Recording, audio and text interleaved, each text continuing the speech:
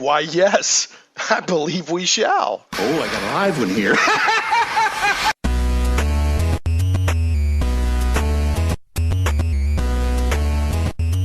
Live from Little Rock. Do I have Mike? I don't have it on my... Zach, I can't hear it in my headphones. Okay, well, that's a train wreck of a show open. I'll start over. Live from Little Rock, it's Shane Plays Radio, Geek Talk Radio, a journey into the things we love. I'm Shane Stacks, your host. Thanks so much for joining me. Yeah, Zach's telling me to turn my headphones up, and he is right. The man himself, the producer. When it's a train wreck live, baby, there's more energy to the show. So, nothing to do, but I love live. There's no do-overs. You just keep going. Oh, anyway, so thanks so much for this is Shane Plays Geek Talk Radio, a journey into the things we love. It's talk radio, just like religious talk radio or sports talk radio or political talk radio. It's just talk radio. We talk about geeky stuff. And then it also goes out as a podcast within a couple of days after that. So we cover all the bases there. Don't forget, with it being live Geek Talk Radio, you can call in if you'd like. My cousin Corey, who's hanging out in the studio with me today, he's in town. He said he didn't want to talk on the show, which is fine, but maybe he will later. It's up to him. But he did. I said, does anybody ever call in? I said, sometimes. Depends on the topic, but you can always call in if you want. I don't know of any other Geek Talk Radio shows out there, so take advantage of it. So you can call at 501-823-0965, or you can tweet me at Shane Plays. Hold on, I got to pass the note to Zach. So, sorry, we're having some technical difficulties here. I'm trying to get some information to Zach there. So, also, we do go out as a podcast on our blog at shaneplays.com, on iTunes, on Google Play Music, and on Stitcher and other fine podcast directories. And the show will go out as a podcast within a couple of days of the show on YouTube as well. I put up an audio-only version on YouTube. Finally, you can find today's notes and links for today's show on shaneplays.com, ShanePlays, shaneplays.com. So if you're listening today, we got a lot of news items today. So if you want to hear, or want to know more about what I'm talking about, if you're like, hey, I want to know more, or I didn't quite understand what he was saying, or I didn't catch the lead in to what he was talking about there, the headline, you can always go to shaneplays.com and check out the show notes. And finally, we're always carried a week delayed on KryptonRadio.com. KryptonRadio.com is SciFi for your Wi-Fi. Okay, so now that we've had that somewhat challenging show open and housekeeping note section, Zach, are we good? I just want to okay, so just wanting to make sure. Well, since we're good, and since my cousin Corey doesn't want to say hi on air, maybe I can coax him into doing it later. Let's go ahead, let's turn on that microphone in the news team there, Zach, and see what they're doing on this hard-working Saturday. Oh, there they go. Hard working on a Saturday. They're working extra hard, double duty this week, because we got a lot of news items. I'm going to do an extended news segment so that we don't have to just rush through it. Got a lot of news items today. Every now and then, every month or two, I don't schedule a guest so that I can spend some more time on the news and just kind of ramble and have fun with it. Do open lines, 501-823-0965. And then if we have time, I'm going to talk about Suicide Squad. I did go see Suicide Squad. Zach has seen Suicide Squad. My cousin Corey's seen Suicide Squad, and so I'll throw out my thoughts on that if we have time. And if you've seen Suicide Squad and you want to opine upon it, feel free to call 501-823-0965 or tweet me at Shane Plays. I am monitoring the tweets. Sometimes I miss tweets, but I'm making a special effort today to try to monitor that just in case anybody wants to talk about Suicide Squad. Okay, so the first thing I want to talk about is I just found out about this news item today. So this made it at the last minute, but it was important enough to me that I wanted to highlight it. My buddies over at the RPG Codex, in my opinion, okay, I'm still researching this to find out what's going on, but from what I can tell, reading the initial description of the situation, and then talking to RPG Codex moderator Infinitron, who's the second cousin twice removed of Robotron, but talking to Infinitron, getting a little bit more information from him, this does seem like In Exile and Bryan Fargo and that crew on the surface of it. Now, I haven't had a chance to talk to In Exile. I haven't had a chance to talk to Bryan Fargo to get their side of it. But on the surface of it, I feel like that they're being a little heavy-handed with the RPG Codex. Now, let me throw you out there a caveat. The RPG Codex does not play, okay? There's no politically correct anywhere near it, and that's why I like it. I don't agree with what everyone says there, and I don't agree with how everybody says it. But I love the fact that they say what they say, and it's not politically correct. You get over there and you get real people expressing real opinions, and they're like, you're an adult if you're hanging around here. If you get offended, that's on you. So they may be son of a guns, but there are son of a guns. Gosh darn it. So here's what happened. The RPG Codex had a meeting set up at Gamescom with In Exile to see a demo of Torment Tides of Numenera.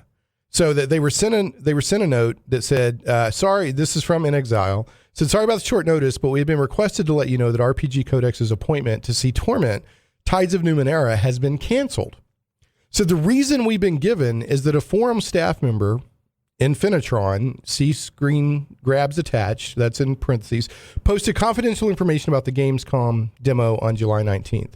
We understand that one person doesn't represent the whole site, but as it's a member of your staff posting this or giving this info out to be posted publicly, we understandably been asked to take action.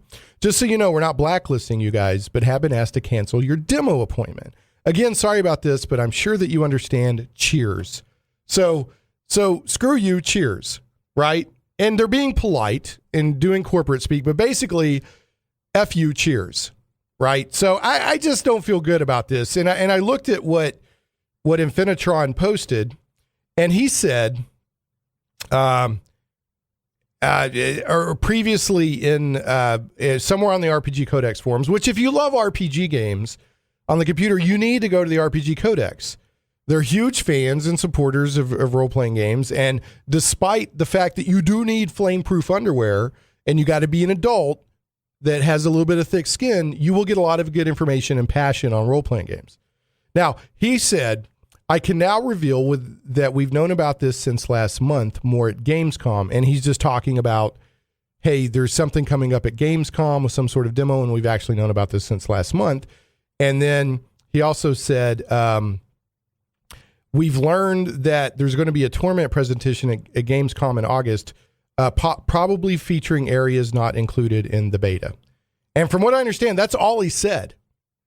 And in response to that, In Exile, and if you're into role-playing games at all, or playing games, or computer games at all, Torment Tides of Numenera is a big game. So Bubbles, who is another forum member over there and does a lot of reviews and articles and interviews and stuff, had their interview with them canceled because of that. Now, and so I said something like, sounds like there was a minor NDA breach, non-disclosure agreement.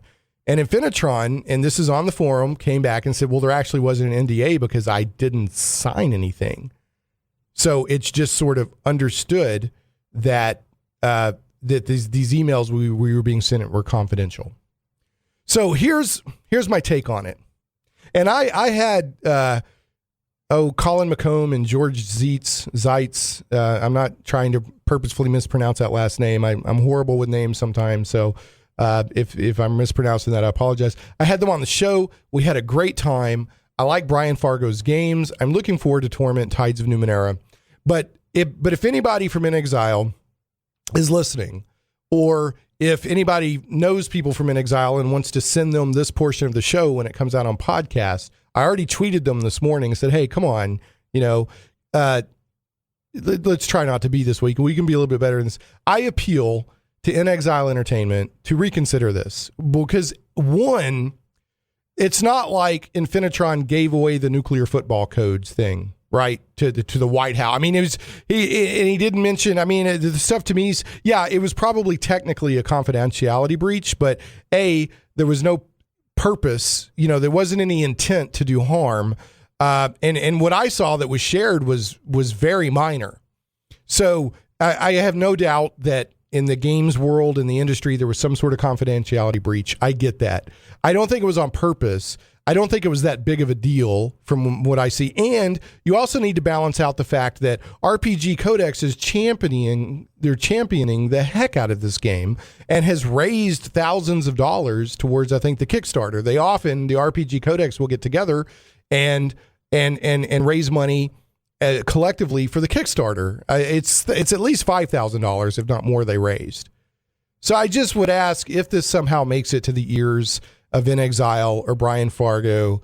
Guys, you're welcome to do your business how you see fit, but I would just ask you to reconsider this one. If anything, even if what they did was so egregiously wrong that, we should go shoot somebody, show a little grace, because the RPG Codex is passionate about the kind of games you guys are making.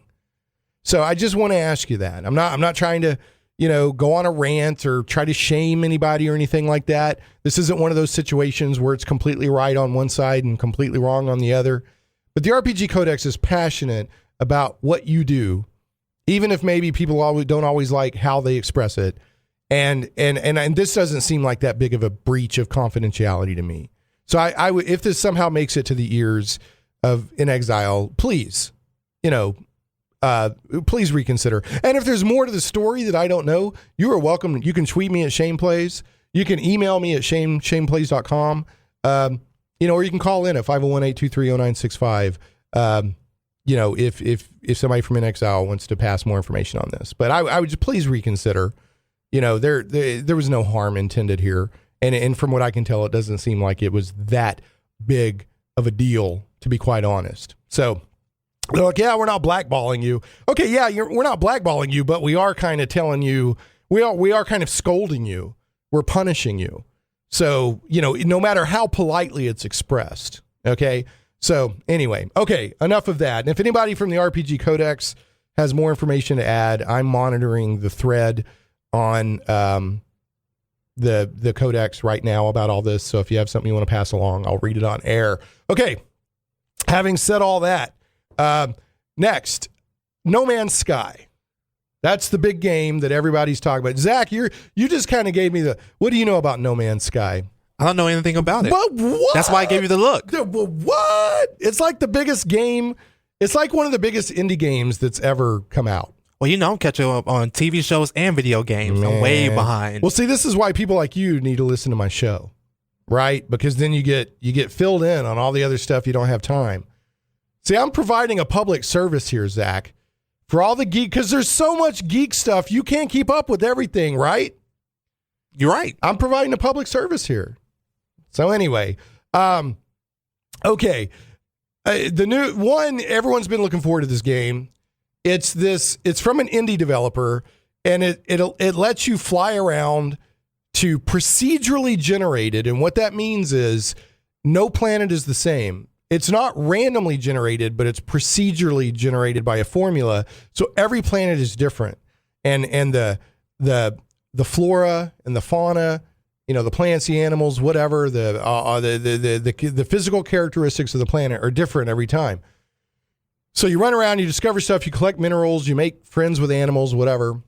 And then you get in your ship and you can fly out into space. You can just jump right into your ship, fly up into space, and suddenly you're in space. And I haven't gotten into this yet, but it looks like that there are space battles that you can get into. I landed on a space station last night next to another planet that I could possibly explore. I was doing hyperspace jumps. So everyone's really been looking to this game because it's gotten great hype. So the PlayStation 4 version came out earlier this week with no hitches, but the PC version's having hitches. I didn't run into any. Corey, did you see any? I didn't see. Yeah, he's shaking his head. Corey watched me play it last night while I was twitching it. By the way, I'm dabbling in Twitch now. People can go to. That's good. People can go to twitch.tv/_Shane_plays. We threw that bad boy out on Twitch, and then I put it up on YouTube. I exported out Twitch to YouTube. So, and I think Corey's brother from Washington was watching too for a little while, right? My buddy David from Mega Wars was watching. He's also a sponsor of this show. So anyway, so here's the headline: 212,620 people playing No Man's Sky at once makes it the biggest Steam launch this year. This was yesterday. No Man's Sky is already, and this is from PC Gamer, is already one of the best-selling launches on Steam ever. Okay, now, and they even put in here, they say, you might be thinking, that's far less than Dota 2, which is drawing over 1 million concurrents. But consider this, 212,620 players is at least 46% more than what was achieved by every other 2016 release at launch. And it's also possible that more people will boot it up over the weekend. So what they're saying is, for what it is, one, it's got the biggest concurrent amount of people playing at launch on Steam this year so far, and we're in August now. And it's also it's not only that, but it's 46% more concurrent people playing all at the same time than any other 2016 release on Steam. Now, if you're curious about peak numbers on other major games that were released on Steam, and remember those numbers we're talking about are at launch. Okay,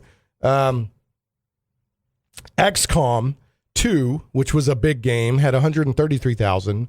Dark Souls 3, which was a big game, had 129,000. Total War Warhammer had 113,000. Starbound had 62,000. Doom had 44,000, and Hitman had 12,000. So, I mean, this is big. If those numbers, is that making sense, Zach? Give me a little feedback. It makes sense. Yeah. Am I presenting that well? All right.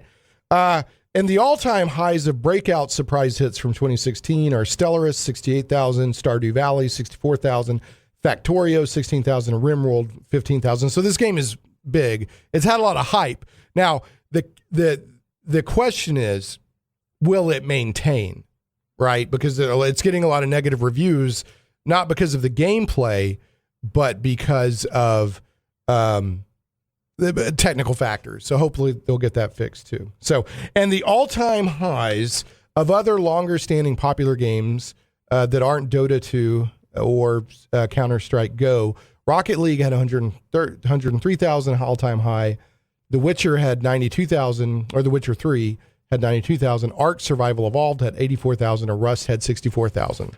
So I actually saw my buddy, my Twitter buddy, Pixel Metal on Twitter, actually poo-pooed this headline. He was like, that's kind of an invented headline. I think that's a legit headline. That's kind of big. So, but Pixel Metal, I'm happy to debate it with you if I've got the wrong perspective here. So, all right.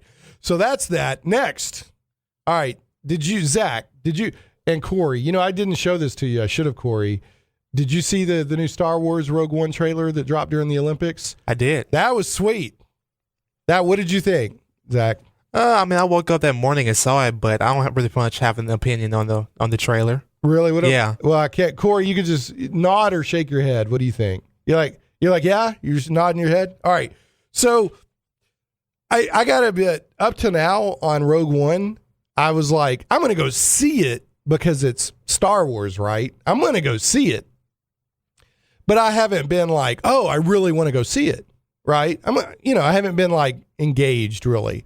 But after this trailer, I'm much more interested in the movie, and not just because I don't think we have to do spoiler warnings on trailers, right? Not just because they show Darth Vader right at the end, okay? So, and they could just be, he could barely be in the movie, right? So you can only read so much into that. But the characters looked interesting. I love this, like, the blind monk guy who uses the Force. I don't know if he's a Jedi or not, but he's, I know there's a sort of a popular actor that's playing him, but he's like, as the Force wills, and he's doing all these monk moves. I don't know. It looks pretty sweet. I'm down with it. So,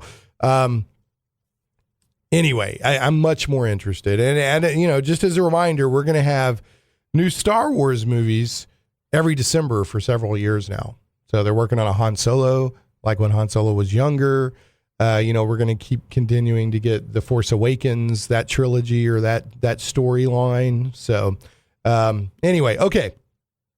Next, Bryan Fuller. Oh, and that the No Man's Sky. I think I said this, but that article was courtesy of PC Gamer.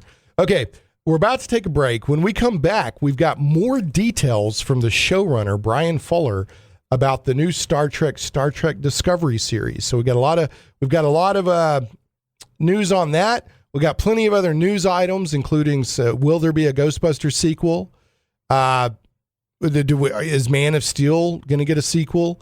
And we got some Nintendo game fan remake or whatever. Fan remake news on a couple of games there, plus other exciting news items. And if we get a chance, we will talk about Suicide Squad right here on Shane Plays Geek Talk Radio.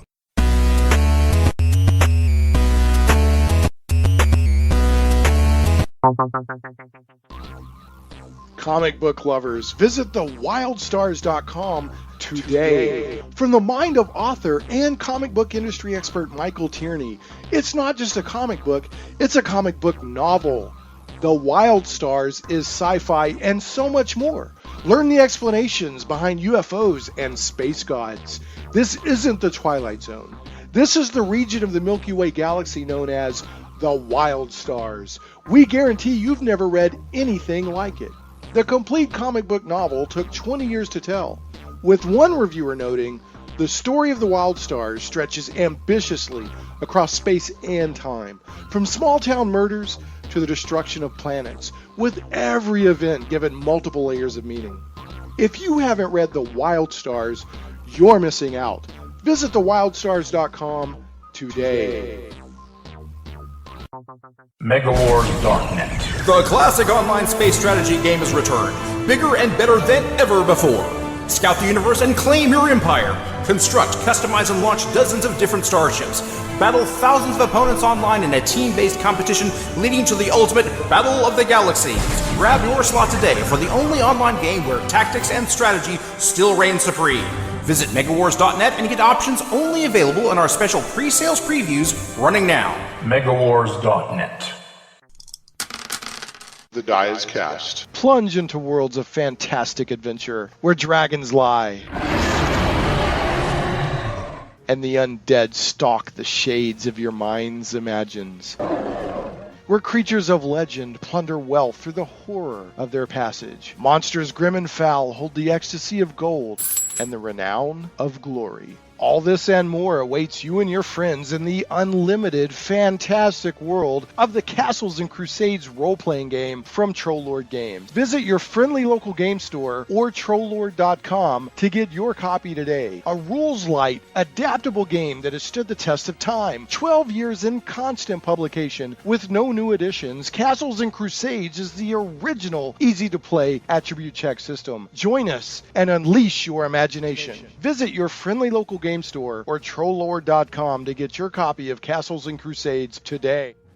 Shane Plays Radio is blessed to have sponsors, and we appreciate them very much. However, did you know that you can also support the show as an individual for as little as $1 an episode? Simply go to patreon.com/ShanePlays.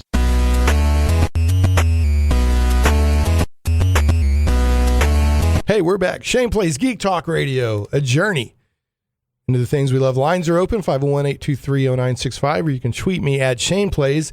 And we are going to continue our extended geek news roundup. And then also, if we have time today, we're going to talk about Suicide Squad a little bit. If you want to call in at any time during the show, talk about Suicide Squad, whether you liked it or not. Try not to do any spoilers, but you can either tweet me or you can call me, 501-823-0965, or tweet me at Shane Plays. Love to hear if you liked Suicide Squad or not. Okay, so before the break, I mentioned that we got some more details on the new Star Trek show, Star Trek Discovery, that's coming out evidently in January, even though they haven't even started filming on it yet. That blows my mind. How do they think that they're going to get us a show in January? I don't get that. But anyway, Bryan Fuller, who I think is sort of the showrunner,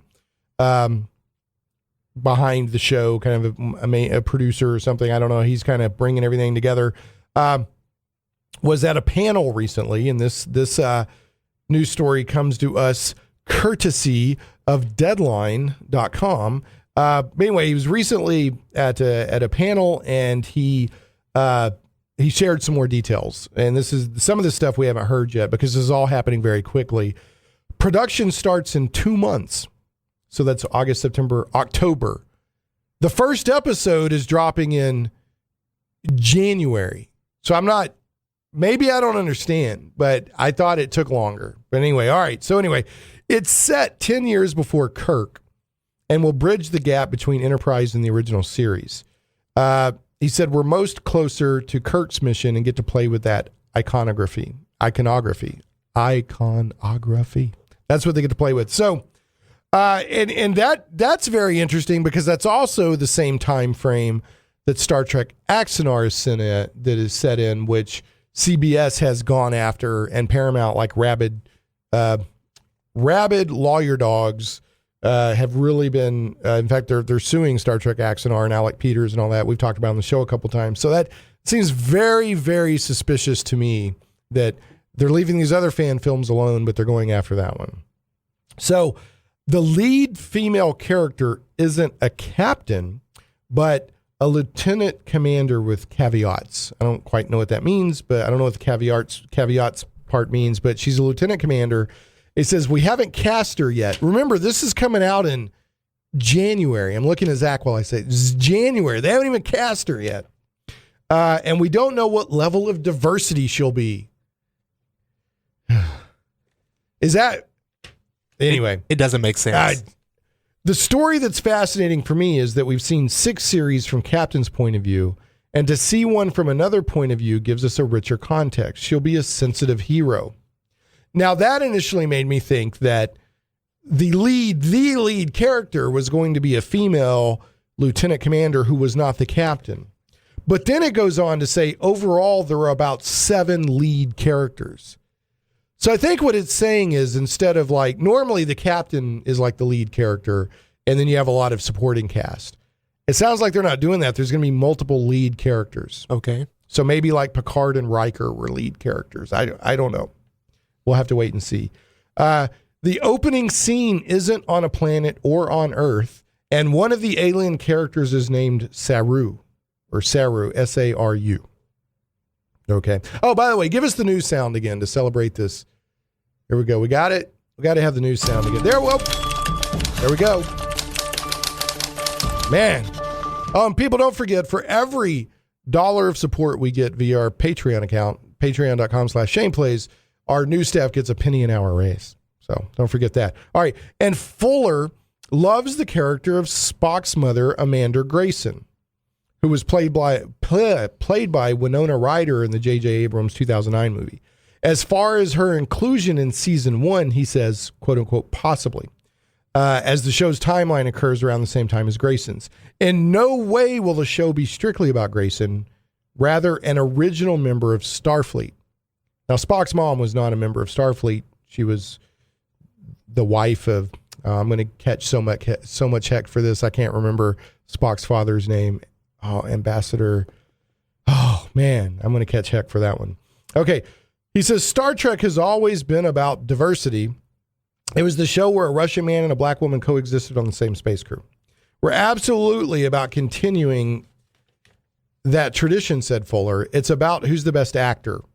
What can we say about diversity in every role? Well, no, it's not about the best actor. If you're also trying to say, what can we say about diversity in every role? We'll have more aliens than you have on a Star Trek cast. So there's going to be more aliens than normal. There will, emphasis put on will, be robots. And he said, absolutely, we're having a gay character. Alex Kurtzman, the straight man in the team, was telling me we would need a gay character. What does that mean? There's only one straight guy in the whole... I don't know what that means. But absolutely, we're having a gay character. All right, 13 episodes with a question mark. It said, but most other Star Trek seasons are over 20-something episodes. Fuller is keeping it tight so that the storytelling is cohesive and there aren't any tangents associated, I don't know what I think this is a mistype or not good sentence structure where it says which can episode with a fully loaded broadcast season. I don't know what that means. I think he's saying because they're doing tighter writing and tighter storytelling that they don't need to have 20-something episodes. They can do what they need to do in 13. So Star Trek II, The Wrath of Khan director Nicholas Meyer is in the writer's room. That's good because Star Trek Wrath of Khan is one of the most popular. It's one of my favorites.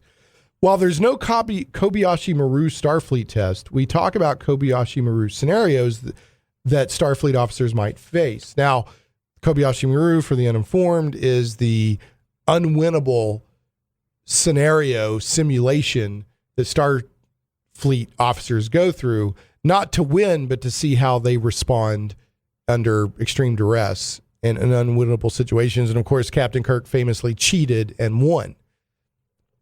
The Discovery, that's the ship. The Discovery's look is inspired by Ralph McQuarrie's illustrations from an abandoned 1970s Star Trek movie, Planet of the Titans. And that's what most people suspected, because when we saw the new horrible design that looks like a Constitution class and a Klingon D7 loved each other very much. And it also looks like the hemorrhoid from the Doomsday Machine. I love that description. Oh, it's awful. The only thing that's good about it is the saucer section. How do you go wrong with a saucer section? Even that looks like a roulette wheel, like people have posted out. So I don't know. Anyway, but yeah, the suspicion was people immediately made that connection that it was probably based on Ralph McQuarrie's illustrations. I got a Shane Plays hint for you for free, Bryan Fuller. Redesign the ship because it looks like poopy. Okay. Fuller at Comic-Con revealed that the series wouldn't be episodic, but novel-like. We will have episodes that stand alone, but are also part of a bigger story. Okay. And what is this even? Can't believe it. Okay, you know this is a real news thing because I'm shaking the papers. What is it? What about alien sex? Question mark. Who cares? How is this even part of it? There's a reason why we call it STD, joked Fuller about the show's acronym. It's still Star Trek, and we're not subject to broadcast standards and practices. Hannibal was, and we got away with murder. There will be slightly more graphic content. Thank you for that, Bryan Fuller, because that's exactly what everybody wants in Star Wars, is more or Star Trek, is more sex. That's what it's always been about, sex. Thank you, Bryan Fuller. Thank you for meeting that ravening need of the fans. Oh, okay. I'm looking forward to the show. We'll see what happens, but that ship is ugly. That ship is ugly. It's wrong. It's wrong, Zach. Zach's in there laughing. And as a reminder, it premieres in January on CBS, but then every episode after that, you have to subscribe to CBS's streaming service, All Access, to watch it. Boo. Big boo. Okay. Next, Ghostbusters, and this is courtesy of The Hollywood Reporter. Ghostbusters is heading for a $70 million plus loss. And they're saying the sequel is unlikely.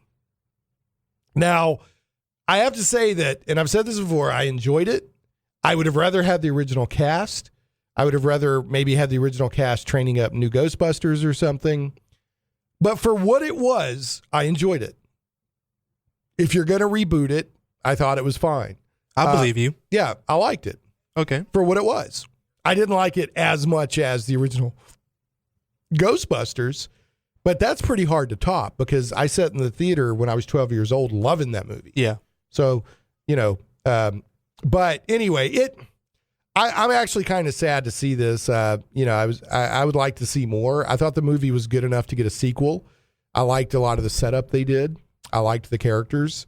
Sony is disputing the potential loss, saying, hey, you're not even factoring in all of the overseas and you're not factoring in, the Ghostbusters exhibit at Madame Tussauds and a theme park ride in Dubai. And, people are renting the original film and, all this other stuff. He said, you're not really factoring this in. But originally they had said, yeah, there will absolutely be a sequel when it first came out. And now they're saying maybe not. Yeah. But it looks like there might be an animated movie and a TV show. And I don't know if the TV show is going to be animated or not. So the point is, it looks like we may still get more Ghostbusters, which is fine with me. I love the franchise. Big fan of Ghostbusters.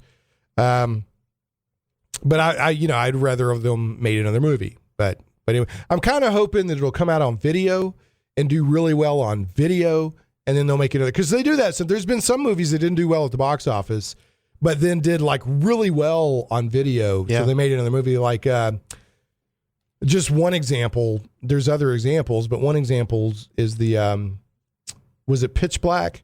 Who's Vin Diesel? Vin Diesel's character from Pitch Black.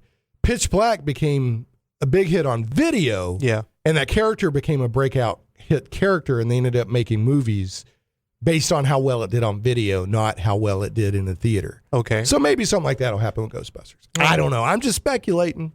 Okay. More sequel news, and this is slightly more positive.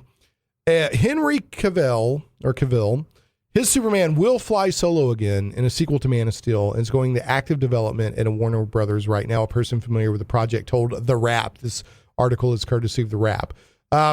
Released in 2013, produced by Christopher Nolan and directed by Zack Snyder, Man of Steel earned $668 million at the global box office. This summer's Batman vs. Superman: Dawn of Justice, which picked up where that film left off, has pulled in $872 million. Now, there were some people that thought Superman got kind of done wrong, and that what was supposed to be the sequel got hijacked into more of a Batman movie. But it looks like we're going to get a straight Superman movie in addition to Justice League and all that, because they announced, Corey, you probably remember this too. I know you probably know this, Zach. Like a year or so ago, they announced all these DC comic book movies through like 2020. And it was this big, long list of them. And Superman wasn't in there. Yeah. But now we're getting a Superman, which makes me happy. Yeah. Man of Steel was pretty good to me. Well, I got to tell you, and I'll say this again, watching the extended version of Dawn of Justice, Right. I liked it. Exactly. So, and it gave more Superman. Yeah. So, anyway. Okay. And last, movie news. Here's some Suicide Squad news. Remember, folks, we may, if we get a chance, actually talk about the movie here in a little bit. And this article is courtesy of Movie Phone. Embarrassed fan plans to sue Suicide Squad for false advertising. Right? Have you seen this, Zach? I have. Oh, man. Okay, so and the court date already happened. I don't know what the outcome was, but one angry and embarrassed gentleman from Scotland announced his plan to sue Warner Brothers in DC for deceiving him into watching a version of Suicide Squad that did not live up to expectations. The guy called Black Panther 2016 on Reddit said he and his lawyer brother have made a case that was accepted and will begin Thursday, August 11th. Alleging false advertising, misleading visual images, and gaining profit from us and millions of others due to these acts. And one Redditor replied, "Why so litigious?" Because from The Dark Knight, when the Joker was like, "Why so serious?" Okay. This fan apparently drove 300 miles for a special screening, and when he told the theater he didn't get what he wanted and asked for his money back, they laughed at me and kicked me out. So I'm now taking this to court. I want my refund. The trauma of being embarrassed as I was being kicked out, and people laughing at me for wanting my refund, and also the 160 pounds of fuel money I used to drive to London from Scotland. Wow. So I'm not going to go through every little thing here, but what he said was these specific scenes that I saw in the trailer were not in the movie. Unbelievable. You know what? I'm kind of with this guy. What? I'm not sure that I want to sue, but it is kind of deceptive to show in a trailer scenes that don't make it to the movie. That's kind of deceptive. It is. I'm not saying I'm going to go sue the guy or sue him. Yeah. But it is kind of jerky. Yeah. Corey, what do you think? You can just nod your head or shake your head. You think it's just dumb? I'm not saying I want to go sue, but he's got a point. Now, he's being way too anal retentive about it. Too dramatic. He's being way too dramatic about it. But I see his point. It's like, dude, I saw these scenes, and this led me to believe that the movie was going to be something different than it was. If the movie was great, I don't think he would be doing this right now. I don't know. I don't think, because a great movie can gloss over any of any I deceptions thought it was that a good movie. Yeah, me too. And I don't know if we're having time to go into a deeper discussion because we still got to get a break in, but I'll say real quick, I enjoyed the movie. I thought it was a good action flick. My thoughts. Set in the DC universe that had a little bit of fun with itself. There you go. And Corey's nodding his head too. Exactly. I thought my it was thoughts. fine. Yeah. Go in, watch stuff go boom. Interesting characters. Now, it was a little darker and had more language in it than most of her comic book movies. I personally could have done without that, but I'm not the only audience for that, okay? And then my wife was like, she went and read a review about it, and she's like, what was this about some stripper dancing around? I don't remember a stripper. I think Harley Quinn at one scene in a club was kind of dancing around, but I don't remember a stripper or anything like that. So was she acting like a stripper? Well, there was other strippers. Oh, is that what? Okay, the club scene. Okay, yeah. So I didn't even catch that. I caught Harley dancing around. So I'll tell you one thing I liked was I really liked the relationship between Joker and Harley. But I kind of felt like the Joker was a filler. I don't think he should have been in the movie. They could have done without him. I think so. They could have, but it didn't necessarily make it a worse movie that he was in it. Okay. Right? But yeah, he wasn't critical. But he was critical because one of the main characters was Harley, and he was very critical to her backstory and why she does what she does. Which I understand, yeah. Yeah. But anyway, some of the stuff with him in it was fluff. Yeah. But I did like... I didn't necessarily, I wasn't as blown away by Jared Leto being the Joker as I thought I would be, but I really liked his relationship with Harley. Okay. Like when he said, and this is a minor spoiler, he said, would you die for me? And she said, yeah. And he said, that's who he is. He's like, would you live for me? And I like that a lot. I do too. Yeah. And in the comic books, he's very abusive. In the movie, he's like, no, you don't mess with Harley, right? In the movie, he's like, don't mess with Harley. That's my queen. And I kind of like that. Yeah. That was kind of cool. All right, let's get a break in, Zach. And then actually, I got to throw some love at Game Goblins. We'll come back. We'll have a few more news items, and we'll wrap up the show for today. So some goblins are your friends. Game Goblins is Central Arkansas's premier retailer of Magic the Gathering, Warhammer 40K, board games, card games, RPGs, miniatures, and hobby accessories. Call Game Goblins at 501-224-GAME or visit them online at gamegoblins.com. Conveniently located at 1121 South Bowman, right on the corner of Bowman and Camus in West Little Rock, and staffed by friendly employees, Game Goblins has expanded their store size, and there's plenty of room for exciting inventory and tables for play space. For all your gaming needs, I heartily recommend Game Goblins. Make sure to check out their customer loyalty program that rewards you based on your actual purchases. Game Goblins earns your business and keeps it. First-time customers, mention Shane Plays and receive $10 off your purchase of $50 or more. Call Game Goblins, 501-224-GAME, or visit them online at gamegoblins.com. Tell them Shane Plays sent you.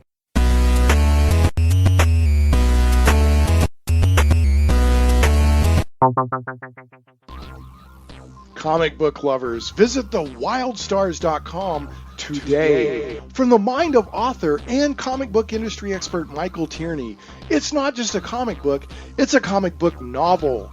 The Wild Stars is sci-fi and so much more. Learn the explanations behind UFOs and space gods. This isn't the Twilight Zone. This is the region of the Milky Way galaxy known as the Wild Stars. We guarantee you've never read anything like it. The complete comic book novel took 20 years to tell, with one reviewer noting, the story of the Wild Stars stretches ambitiously across space and time, from small-town murders to the destruction of planets, with every event given multiple layers of meaning. If you haven't read The Wild Stars, you're missing out. Visit thewildstars.com today. MegaWars.net. The classic online space strategy game has returned, bigger and better than ever before. Scout the universe and claim your empire. Construct, customize, and launch dozens of different starships. Battle thousands of opponents online in a team-based competition leading to the ultimate Battle of the Galaxies. Grab your slot today for the only online game where tactics and strategy still reign supreme. Visit MegaWars.net and get options only available in our special pre-sales previews running now. MegaWars.net. The die is cast. Plunge into worlds of fantastic adventure where dragons lie and the undead stalk the shades of your mind's imagines. Where creatures of legend plunder wealth through the horror of their passage. Monsters grim and foul hold the ecstasy of gold and the renown of glory. All this and more awaits you and your friends in the unlimited, fantastic world of the Castles and Crusades role-playing game from Trollord Games. Visit your friendly local game store or trollord.com to get your copy today. A rules-light, adaptable game that has stood the test of time. 12 years in constant publication with no new additions, Castles and Crusades is the original, easy-to-play attribute check system. Join us and unleash your imagination. Visit your friendly local game store or trollord.com to get your copy of Castles and Crusades today. Shane Plays Radio is blessed to have sponsors, and we appreciate them very much. However, did you know that you can also support the show as an individual for as little as $1 an episode? Simply go to patreon.com/Shane Plays.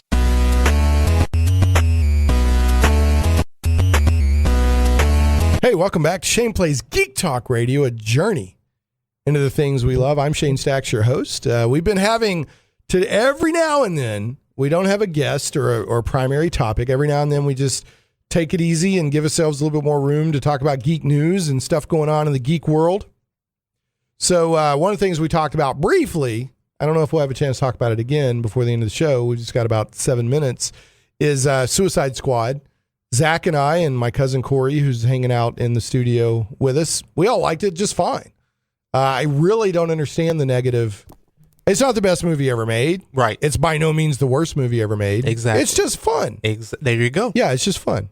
It's a good movie. Yeah. I don't think it's trying to be anything more than what it is. Just go pay $5, go see it. Yeah, a bunch of bad guys. Yeah.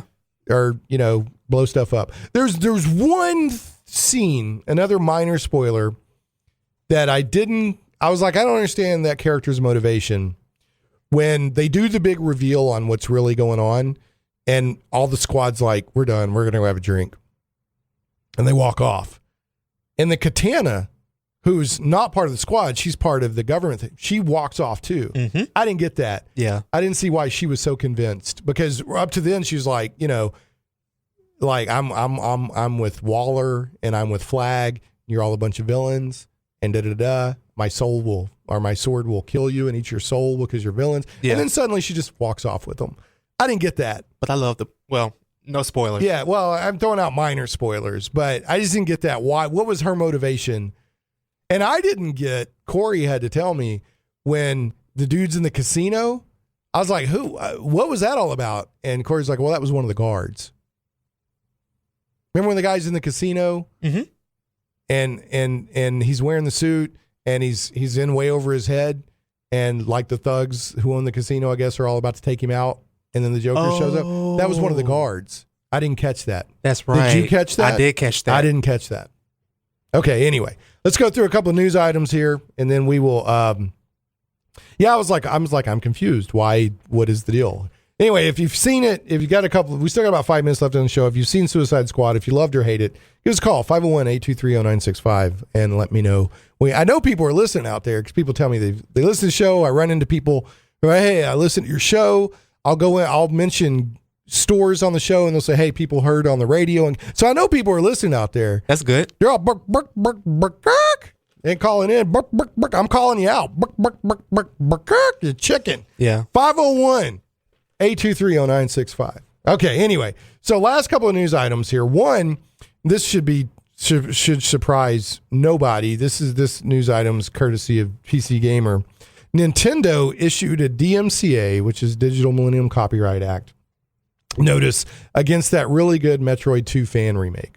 So a week or two ago, a fan did a remake of Metroid 2. And it's called Project AM2R. People really liked it. Everyone's like, wow, this is great. This is amazing. And then boom, here comes the copyright notice, and they did a cease and desist on it.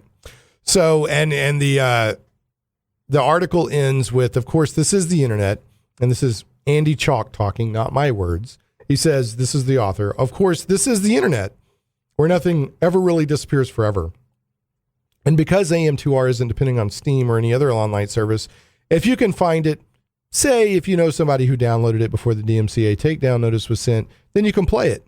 I'm just saying. And that's what Andy said. So I'm just reading you his words. I'm not encouraging you to do anything illegal. So,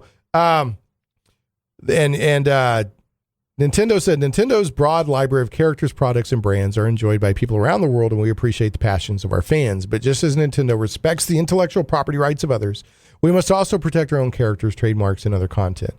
The unapproved use of Nintendo's intellectual property can weaken our ability to protect and preserve it or to possibly use it for new projects. And, the guy evidently wasn't making any money off of it. They do kind of have a point. If you don't sue or if you don't issue a notice and then later you try, they'll be like, well, no, this isn't legitimate because you didn't go after that one. But then we get this. From The Verge, GoldenEye 007 gets an unofficial multiplayer remake with modern graphics. Now, if you don't know, I think it was on the Nintendo 64. Yeah. GoldenEye 007 was a beloved first-person shooter. People loved it. I did. I've never actually played it, but I've heard nothing but love for this game. It comes up all the time when people are talking about classic first-person game or first-person shooters and stuff. So for 10 years now, some fans have been updating it, and they just did another update of it, I think for the first time in 3 years, and it's the mod's called GoldenEye Source, and they use the same source engine that's used for Counter-Strike and Half-Life, and they did an update of GoldenEye with same game, but in maps and, let's see, 25 recreated maps, 10 different multiplayer modes, and redesigned versions of the original game's 28 weapons. And it looks good. So now you don't get a single player campaign. They say we don't have the resources, enough developers to do a single player campaign. But here's the thing. This bad boy GoldenEye Source has been available for years, and it received its first substantial update in more than 3 years. Why did the Metroid 2 remake get a DMCA and this one didn't? Because I'm pretty sure this was a Nintendo game. I don't think that it was a third-party vendor or developer that created it and then released it on Nintendo 64. I think it was actually from Nintendo. So if I'm correct on that, which maybe I'm wrong, why doesn't this project get a copyright notice?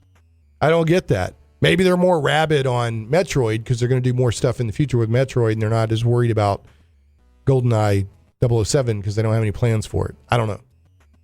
So that's all the news that there is this week that I have. You got anything you want to throw out there, Zach? Got anything geeky that you want to mention? Suicide Squad is a 7.4 out of 10. That's fair enough. Solid movie. I'd have given about a 6 or 7. Okay. Yeah, that's fair enough.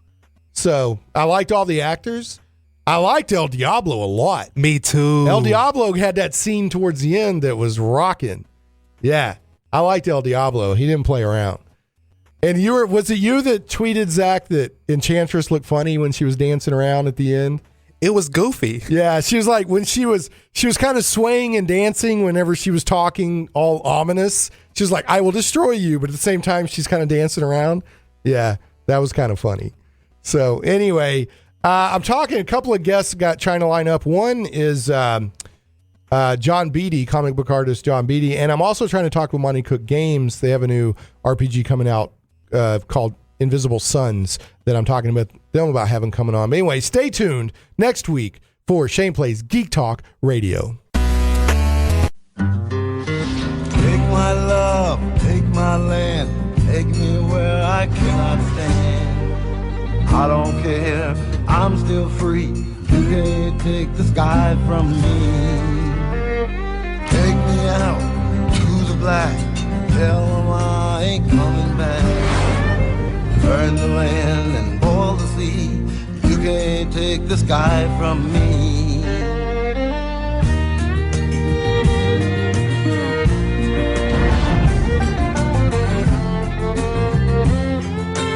There's no place I can be since I found serenity. You can't take the sky from me. Shane Plays Radio is blessed to have sponsors, and we appreciate them very much. However, did you know that you can also support the show as an individual for as little as $1 an episode? Simply go to patreon.com/ShanePlays.